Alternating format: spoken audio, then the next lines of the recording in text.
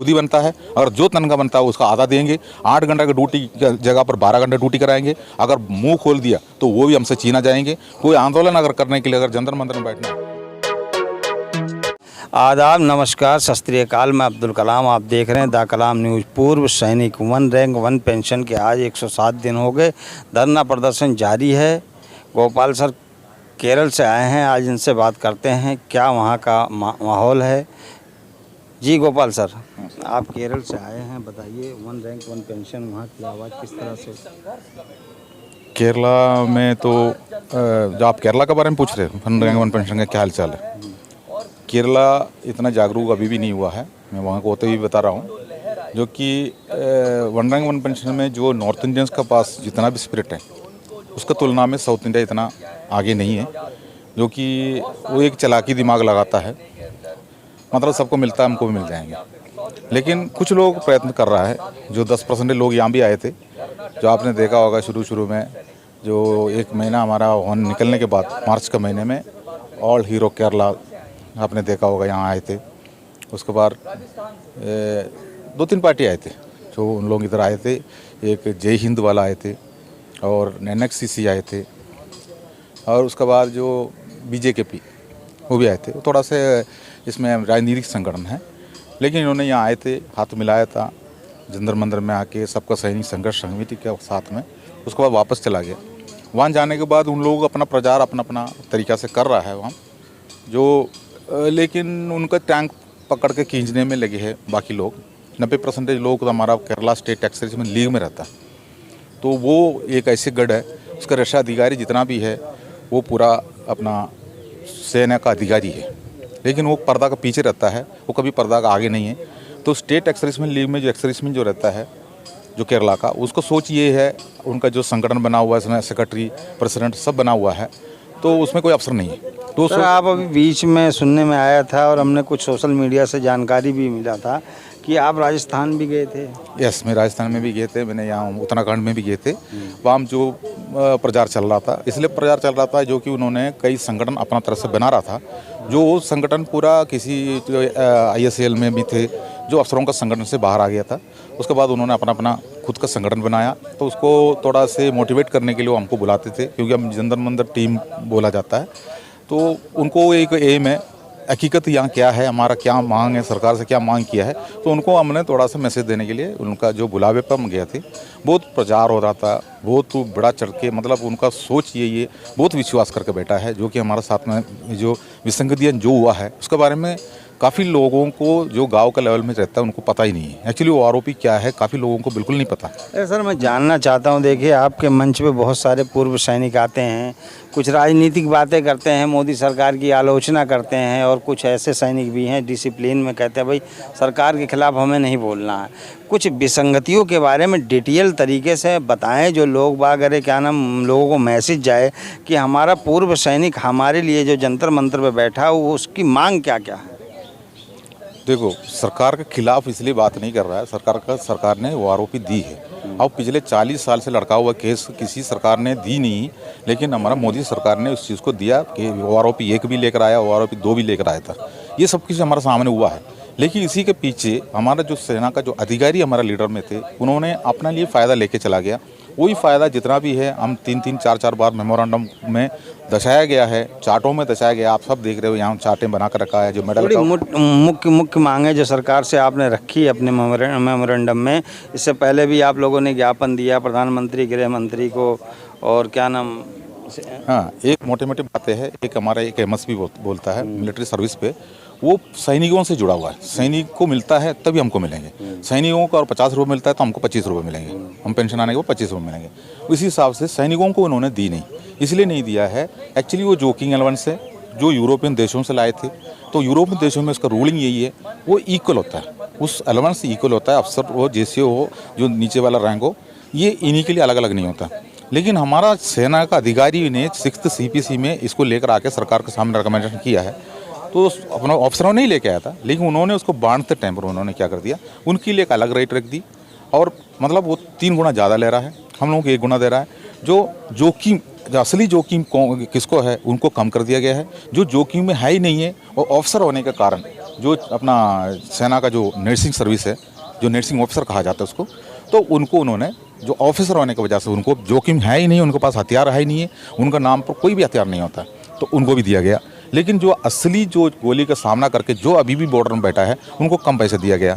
आप अभी देखा जाएगा तो अभी भी जो हमारा एक घटना हुआ जम्मू कश्मीर में देखा, उसमें जितना भी शहीद हुआ है सारे जवान हुआ है, किसी अफसर उसमें हुआ ही नहीं है। तो ऐसे में ये स्थिति सबको पता चलता है, लेकिन उसका अपने जोखिम बता जो एमएसपी देखो सबसे कम उसको दिया जाता है। जो सुरक्षित बैठा हुआ है घर में, जो अपना बैरकों में या नहीं तो अपना बंगला में, उसको बिल्कुल सुरक्षित जो इसका भत्ता ज़्यादा दे दिया गया। जैसे अफसरों को 15,500 दिया गया, जो जवान को 5,400 दिया गया, और जो अपने नर्सिंग सर्विस को 10,500 दिया गया।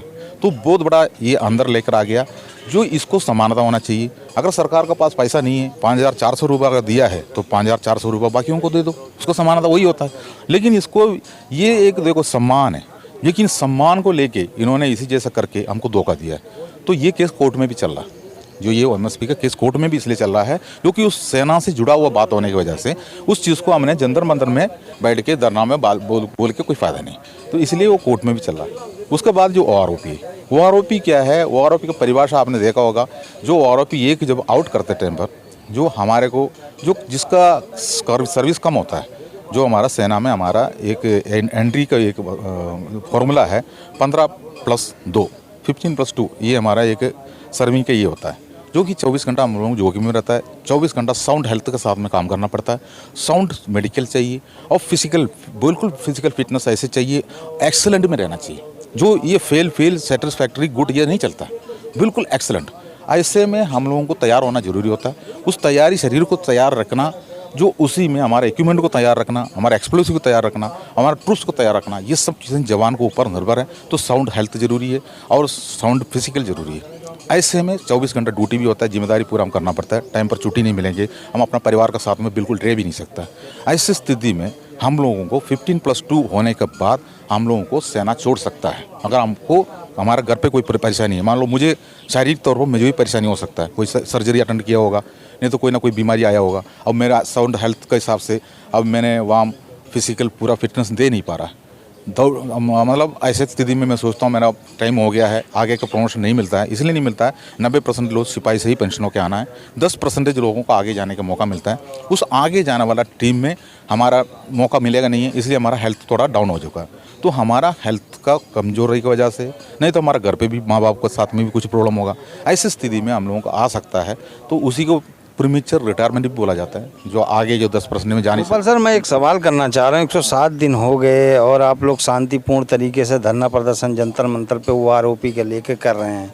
अलग अलग राज्यों से अपनी संख्याओं में और कम संख्याओं में, ज़्यादा संख्याओं में अपनी उपस्थिति दर्ज करा रहे हैं जंतर मंतर पर। मैं ये कह रहा हूँ इसका जो रूपरेखा है उसको चेंज करके, जो सरकार के अंदर आप लोग के बैठे हुए जनरल कर्नल पार्लियामेंट मेंबर बने हुए, मैं उनको अपनी जो है क्या नाम विसंगतियों के बारे में बताएं, उनसे मिलने की कोशिश करें। जो सरकार में उनकी हिस्सेदारी है, सरकार में कोई मंत्री है, कोई डिफेंस मंत्रालय है, उनके अंदर साँठ गांठ लगा के अपनी आवाज़ को अंदर तक पहुँचाने की कोशिश करें, तो मुझे लग रहा है क्या नाम आपकी आवाज़ पहुँचने में थोड़ी आसानी होगी।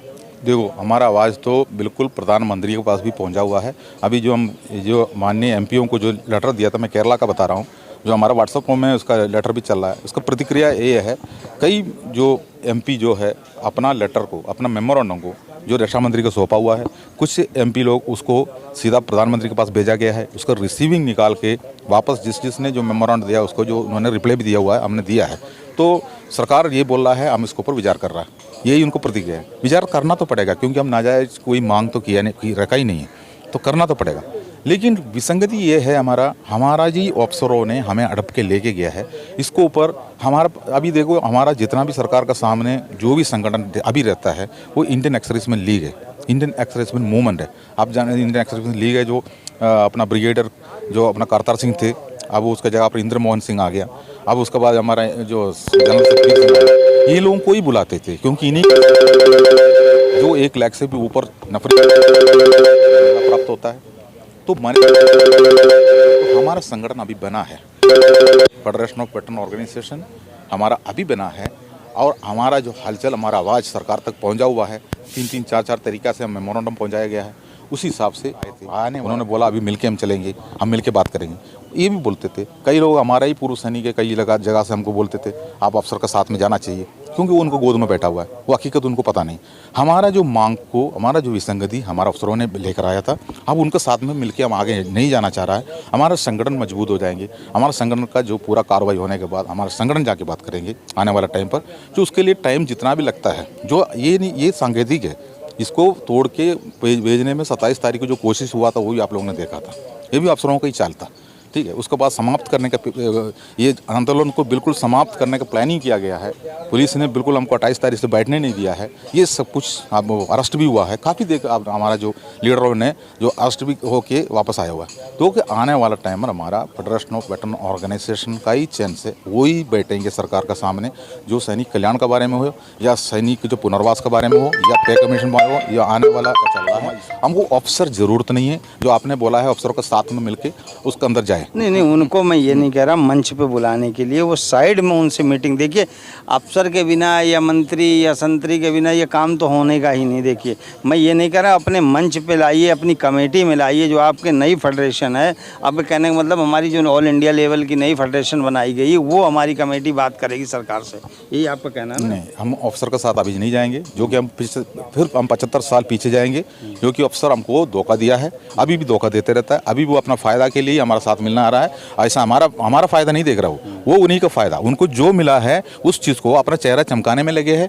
75 साल से बनाया हुआ अपना इमारत ना टूटे वही सोचे जा रहा है, लेकिन वो गुलाम बना कर रखा है, जो ज़्यादा कठिन करके रखा है। इस आंदोलन जब शुरू हुआ है, आज सेवारत सेना का साथ में बहुत ज़्यादा कठिनाई इसके पीछे और लगा कर रखा है, और जो अग्निवीर को तीनों सेना प्रमुखों ने रिकमेंड करके लेकर आ गया, और उसके बाद हमारा रोजगार भी तोड़ दिया। जैसे मैं आपको एक एग्जाम्पल बता रहा हूँ, मैं अगर सेना से अगर 18 साल को जो सर्विस करके मैं आ गया, मैं किसी जगह पर चौकीदारी के अलावा मेरा कोई नौकरी नहीं है। उस चौकीदारी में ठीक है, मेरा बेटा अगर सेना में गया है और मेरा बेटा 4 साल के बाद आ गया, तो वही चौकीदारी के लिए वो मेरे साथ में घूमते रहेंगे। तो हमारा को इन्होंने बर्बाद किया है, जो कि अगर इतना भी अच्छा है अगर जो अग्निवीर, तो सेना का अफसरों के बीच में क्यों लेके नहीं आया, पैरामिलिट्री में क्यों लेके नहीं आया? जो सबसे पहले आके जो सेना के अंदर जीएसयू जवान के बीच में क्यों लाया? ये इसलिए लाया है, हम लोगों ने गुलाम प्रथा के पीछे आवाज़ उठाया। जो पिछले 75 साल से जो हमारा जो क्या बोलता है, हमारा अंग्रेज़ों ने बना कर रखा हुआ जो कानून को इन्होंने बदलने के लिए तैयार नहीं होता है, उसी को और कठोर बना कर रख दी और गुलाम प्रथा बना कर रख दी। और उनको साख सुविधा सरकार ने जितना दिया है उसी से वो संतुष्ट नहीं होता है। वो जवान जीएसयू का थाली में हाथ लगा के उनको कमज़ोर करता है, आर्थिक शोषण करता है। रिटायरमेंट होकर आने के बावजूद भी सिक्योरिटी संस्था का जो प्रोपरेटर वही खुद ही बनता है, और जो तनख्वाह बनता है उसका आधा देंगे। 8 घंटे की ड्यूटी की जगह पर 12 घंटे ड्यूटी कराएंगे। अगर मुंह खोल दिया तो वो भी हमसे छीना जाएंगे। कोई आंदोलन अगर करने के लिए अगर जंतर मंतर में बैठना है, उनको वहाँ से छोड़ेंगे नहीं है। ये सब चीज़ें अभी भी करके आ रहा है, वो हमारा कोई फ़ायदा के लिए कोई काम नहीं करेंगे। हमें उनका कोई ज़रूरत नहीं है। हमारा संगठन मजबूत होने के बाद हमारा संगठन काम करेंगे आने वाला टाइम पर। ये हमारे गोपाल सर हैं, इनका साफ कहना है कि अफसर या राजनेता कोई भी हमारे मंच को साझा नहीं करेगा, और हम खुद बात करेंगे। हम खुद सक्षम हैं सरकार से बात करने के लिए। मैंने घुमा के एक तरह से पूछा था, जो आपके जो मंत्री और जो बैठे हुए हैं उनसे आप लोग अरे क्या नाम अपनी जो है प्रस्ताव को ले जाके उनको बताएं, हो सकता है वो सरकार से आपकी बातें करें। तो कहने लगे जो हमारा फेडरेशन है उसके जो उसका रूपरेखा होगा, जब बन के तैयार हो जाएगा तो वही बात करेगी सरकार से। हम बीच में जो है किसी अधिकारी को नहीं लेना चाहते हैं हम, नहीं तो 50 साल पीछे हो जाएंगे। आपको क्या लगता है गोपाल सर ने जो कहा है, कमेंट बॉक्स में ज़रूर बताएं। जय हिंद।